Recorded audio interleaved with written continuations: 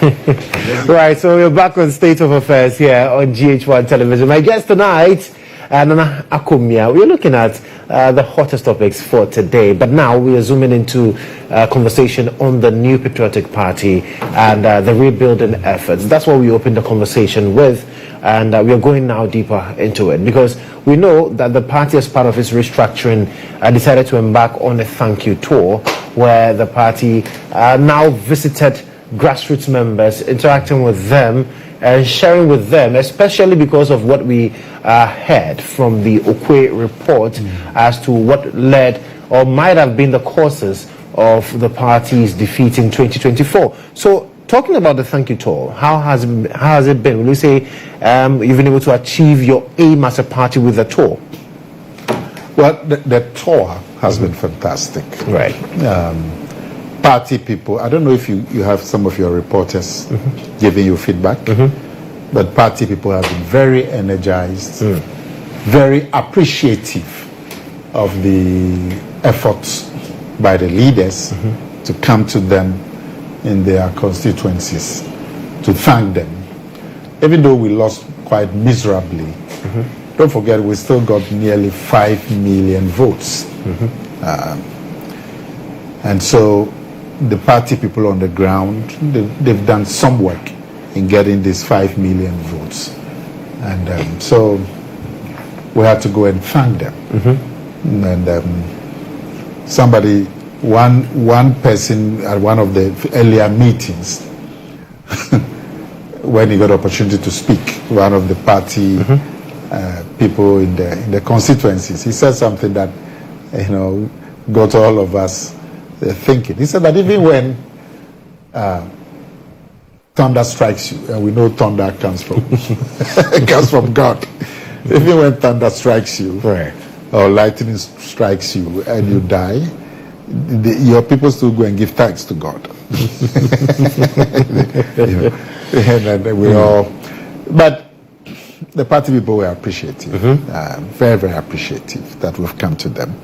The messages were simple, that want to thank them for the work they did for the party, even though we were not victorious for those nearly 5 million votes that we got, and then also to thank them for cooperating with the Okwe, because the Okwe committee went to every constituency, and the party people give the committee feedback. And the Okwe committee has finished its work, presented its report to the party. So the leaders took the opportunity, after thanking them for the work they did, also thank them for cooperating with the committee, and then telling them that we have heard your complaints, the things that got you upset, A, B, C, D, E, F, all of that have been reported back to the party. We have also heard your recommendations, and these are the steps the party will be taking to give effect to some of the recommendations that you have given to the Okwe committee. Right. And then there's a call for unity. Those are the main messages. Initially, there was controversy. I think the first 2 days, if not the first day. Usually when the party executives go to thank party people on the ground after an election, it's usually done by the flag bearer, because his face was on the ballot. Yes. So he goes to thank the party people. Edu Boahene did it in 1993, even though we lost. Kufuor did it, went on the thank you tour in 1997, even though we lost. Of course, when he won in 2000, the thank you tour was even bigger than the thank you tour as president. So it was so he went again to 2005 on a thank you tour. Akufo-Addo lost in 2008. He also went on a thank you tour. He went on a thank you tour in 2013 after the petition and so on. So, and the NDC does the same. So those two parties, yes, it's become a tradition. John Mahama, the president, is going to thank you, Thor, and so on. And normally it's done by the flag bearer or the president, if you want. Yes. This time, Dr. Bawumia, who's the flag bearer, thought that we are going to also preach unity. The preaching will be better communicated when you can see those of us who were rivals together with the national executives meeting with the delegates, that he thought that that was would be a more powerful communication of the message of unity. So he, at the National Council meeting, it was decided that the other contestants should join Dr. Bawumia to meet with the party people to thank them. Initially, my brother Kennedy GHOne responded. Right. And he joined right from day one in Takoradi, which was the first stop. Later on, I think 3 days or 4 days later, another flag bearer aspirant, Kojo and Safwa Poku, also joined. Okay. Now, in the two issues of controversy in the first, the messaging was wrongly reported. I have said to you that the party leaders would tell the party people that we've heard your complaints as reported to the Okwe committee. Right. That you complain about A, B, C, D, E, F, and you said you want to see these reforms done, A, B, C, D. We've heard all of it. Now, in the reporting, the reporting came out that the speakers, particularly Dr. Bawumia, had said that the NPP lost because of A, B, C, D, E. And that by saying so, he was laying blame on some people. Yes. And he was taking himself out of blame, which is a total fabrication or misinterpretation of what happened. Total. So he was just echoing what was contained. He was just echoing. And indeed, the first 2-3 days, the speaking arrangement was that Kennedy GHOne spoke first. You would think that these speakers had sat down and planned what they were going to say, because it was the same feed, speaker after speaker. Kennedy GHOne also said thank you, apologized for the defeat. We've heard what you're saying, and this is what we are going to do. Then he even makes some suggestions on his own. He thought that there should be amnesty, and he wants the delegates to support him to appeal to the national executives. The chairman is sitting there, the general secretary is sitting there, so they can have an amnesty and all of that. And next time the selection of the delegates should include polling station and all of it. He also makes. The next speaker is the general secretary. JFK. He goes into a lot more detail about the feedback about the causes of the defeat. So he talks about you mentioned arrogance of power, you mentioned insensitivity, you mentioned this situation in the party, the selection of delegates, you mentioned the cathedral, you mentioned... The general secretary is the one who goes into detail. And after the general secretary will come the chairman, who will speak briefly, and then the Bawumia will be the last speaker. And in the early days, when Bawumia was speaking, he would reiterate what the general secretary had already said about the grievances. And that was what was reported. For example, Bawumia said, you said we were arrogant. We have heard it. We are sorry. Right. You said the National Cathedral was a problem. We've heard it. We are sorry. You said there was the increase in the petrol 3 days to election, upset you. He made a remark that, I was out campaigning because it's just about a week to the elections. And so when I came back and I heard about it and so on, you said that was a sore point. Then, and the media these days, it is not what you said or what you did, but what you are reported to have said. Right. So, as I'm speaking to you now, if tomorrow somebody reports, Akomea blasted so, that then becomes what I have said. That's what I'm saying. Yes, there are dozens of bloggers looking for all kinds of angles to stories, and it's quite a mayhem out there. So Dr. Bawumia's intention was not to abdicate himself from blame. Not even the intention. He didn't do so. Okay. He said, this is what you have told your Quay committee, as mentioned by the General Secretary, that you said A, B, C, D, we have heard. Right. We are sorry. So that's it. So going so anyway, in order not to give rise to all kinds of misinterpretations, the very next day he modified his message.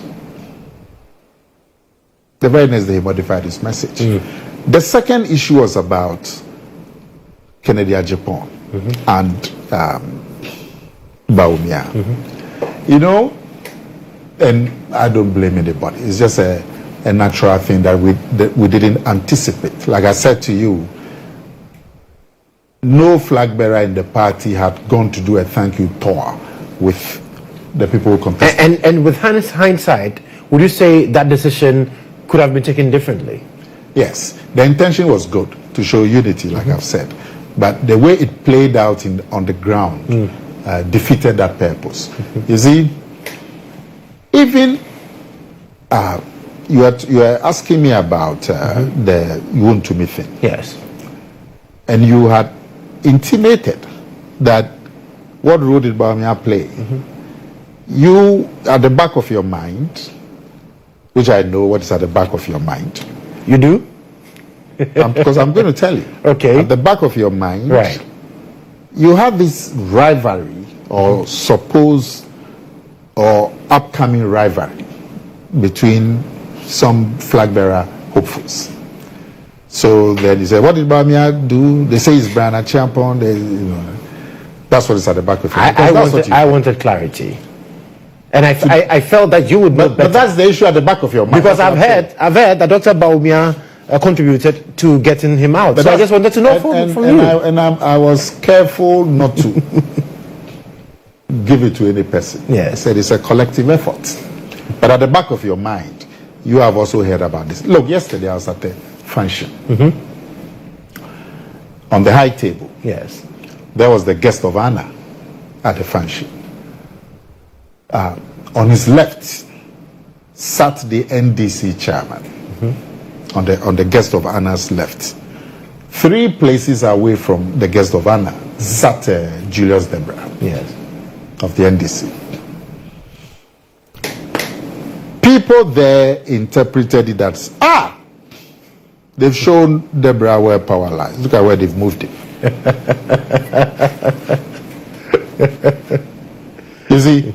So, the presence of Kennedy and Bawumia, yes, and the perceived rivalry turned the early parts of the thank you messaging into a proper rivalry. So, Ken has his team.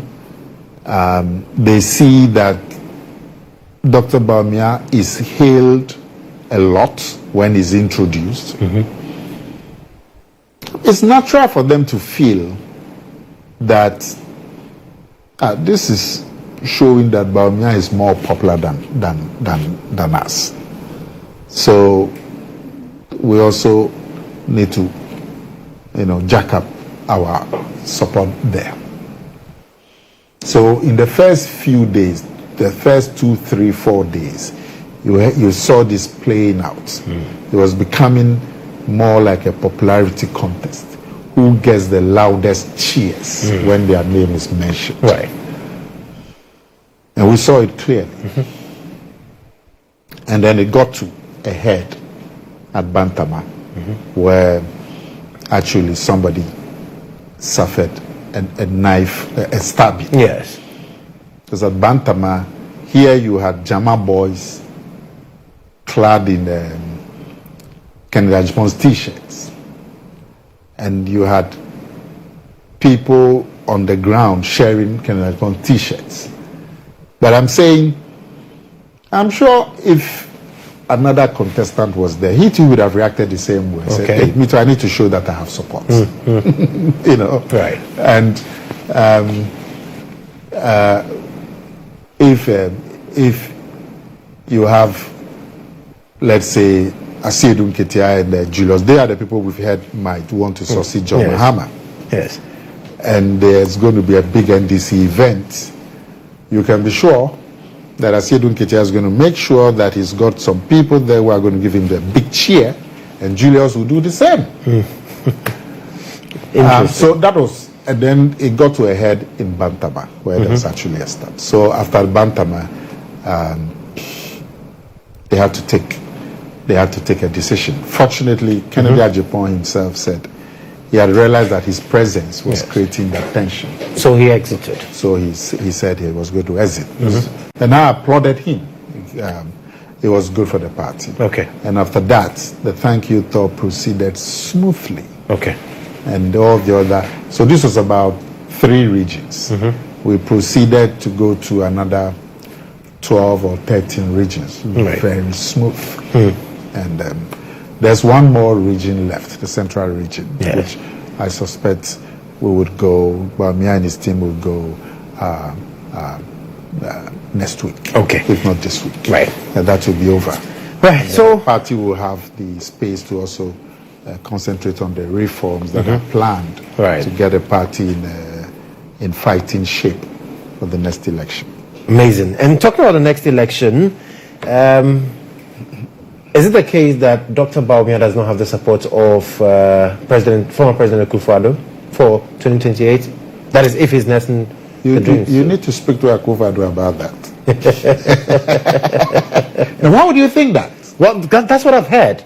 Oh, yes, that Dr. Bawumia does not have the support of Nana Addo Dankwa Akufo-Addo to lead the party in 2028. Well, they were at a funeral 2 days ago, if I'm not, or was it yesterday? No, 2 days ago. And Saturday. Yeah, on Saturday and Sunday. Okay. And I could see from the body language that the two of them have a lot of admiration for each other. I know that the former president invited Dr. Bawumia for a chat in his house a couple of days ago, and it was very, very cordial. I haven't seen President Akufo-Addo indicate a support for anybody else. Okay. Yes. If I had indicated support for anybody. Okay. As an elder statesman of the party, all kinds of people will go to him. People wanting to stand for national elections, people wanting to stand for flag bearer elections, people wanting to stand for regional elections, you know, and he will give you words of encouragement. Right. But that does not mean that he doesn't. He's declared support against Dr. Bawumia. Declared support for anybody or against anybody, unless you have some information that you don't know. Okay, let's talk about ST. We have some few minutes to go. Now, you headed STC as managing director. Now, your successors say you run down the place. In fact, you mismanaged the place so much that you left less than 60 serviceable buses at STC. It's a joke. I mean, yes, the company was in difficulty simply because we had gone through a difficult period with the COVID. You know, with the COVID, you know what they call the social distancing. Yes. So for 8 months, you could only take half load, which means a 40-seater bus, you can only take 20. Right. Your overheads are the same. Salaries are the same. Fuel is the same. Depreciation, everything is the same. But your revenue has been halved because of a certain national situation. We lost a lot of money. We had bought 100 buses on our own balance sheet, which has never happened in the history of the company. Bought 100 on our own balance sheet. Got partnered by a bank, and we're supposed to pay the loans, and then the buses come, and then you have to take half load. Then 1/3 of STC's business comes from our francophone business. Okay. We have terminals in Abidjan, Ouagadougou, Lomé, and Cotonou. And this francophone, they have a stable currency. I'm hoping that the CD can get that status. Okay. But they have a stable currency, the CFA. It's a convertible currency because it's linked to the euro.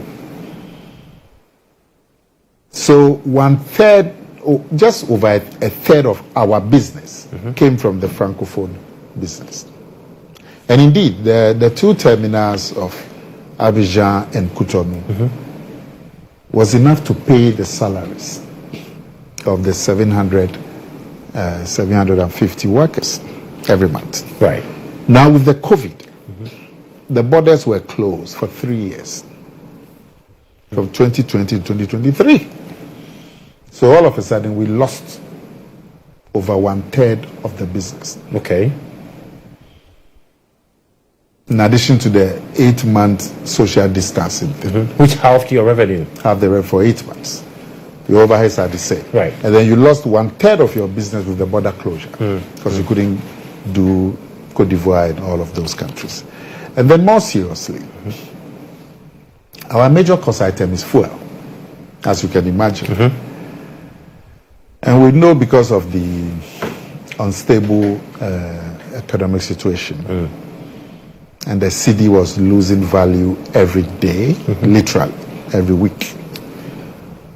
And it had an immediate effect on fuel. Right.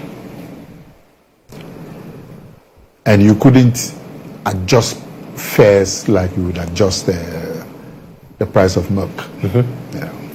Transport. So our the cost just choked us. Okay. In the first 3 years when the economy was stable, 2017 to 2019, fuel was about 28% of our cost. Okay. At the peak of the COVID, fuel was 62% of our cost. Right. So you took one passenger of 50, 80 cedis to Kumasi, 62% of that is fuel. It's just fuel. Yeah. So the challenges choked Totally. the company, and not because you ran it down. And when you you see the chap who just came and he's happy to go. I think his head is full of propaganda. You see, ask yourself. So the company that is run down, like he's saying.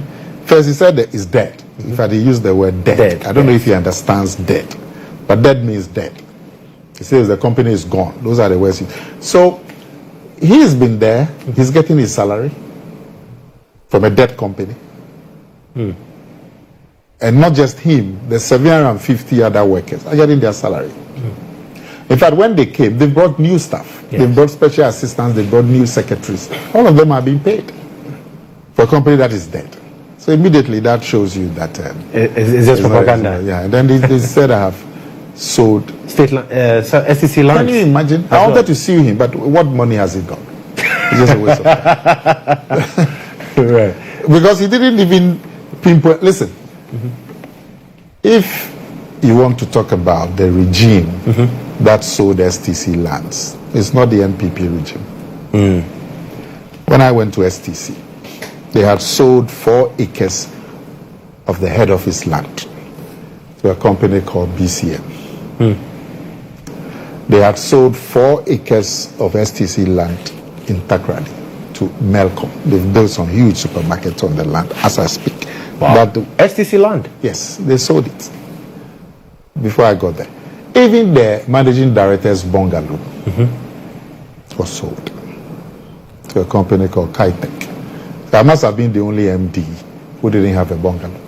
So you didn't sell any STC lands? Not an inch. Wow. You know, so right. The gentleman, he said the company is dead. Of course, he didn't say we've chopped some money. He just said that we've. And when you look at the things, so I was on tour. Yes. On the time when I came, I went to the station and spoke to them, and they were like, so this chap, what's wrong with him? And he called in and said, but we owe fuel, we owe supply, spare parts. I mean, he doesn't even understand business. Once you have running a business, right. you always owe your supplies because it's like going. Don't people owe you money for adverts? They do. They advertise for a month. So they should bring the money. Then you invoice them and they pay and they are still advertising. Exactly. He doesn't even understand business. It's unfortunate. It's been a wonderful time with you. Thank you so much. He's getting paid. Happy. Yes. He's getting paid and all his allowances, including the news. But you say he has nothing. But if he's getting paid, you can sue. You can go ahead with it. Nana Akomea, thank you so much. He will learn. Former Managing Director of STC, also former MP, former Minister, and the Vice Chairman of the Bawumia 2024 campaign team, having a conversation with us here on State of Affairs on GHOne Television and also on Star 103.5 FM. That's State of Affairs for tonight. Remember, we are back same time next week here on GHOne Television. I am Joshua Kojemensa. You have a lovely evening.